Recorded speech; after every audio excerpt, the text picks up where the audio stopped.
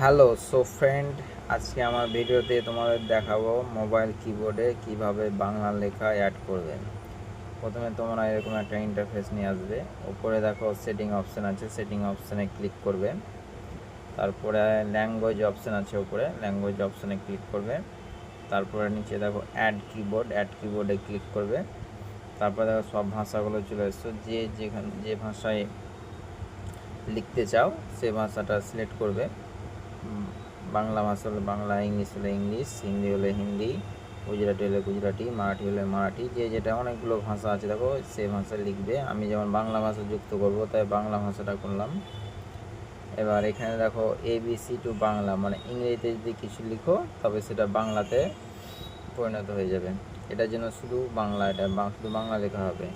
আর এখানে দেখো হাতের লেখা, হ্যান্ড রাইটিং, তোমরা হাতে কিছু লিখতে চলো এটা সিলেক্ট করবে। তো আমিও করে নিলাম। তো নিচে দেখো ডান অপশান আছে, ডান অপশানে ক্লিক করে দেবেন। এবার একটু মিনিমাইজ করে তোমাদের একটু দেখিয়ে দিই। নিচে দেখো পৃথিবীর মতো আইকনটা আছে, পৃথিবীর মতো আইকনে ক্লিক করবে। দেখো চলে এসেছে। এবার আমি ইংরেজিতে লিখে দেখাচ্ছি তোমাদেরকে, দেখো বাংলা হয়ে যাবে। আমি সাপোজ লিখছি তুমি, MI, দেখো বাংলা হয়ে গেল। তোমরা যাই লিখবে না কেন সেটা বাংলা হয়ে যাবে। তারপর আবার ক্লিক করবে, এটা ইংলিশ হলো। তারপর আবার ক্লিক করবে, দেখো বাংলা। এবার তুমি বাংলাতে যা লিখবে আর কি,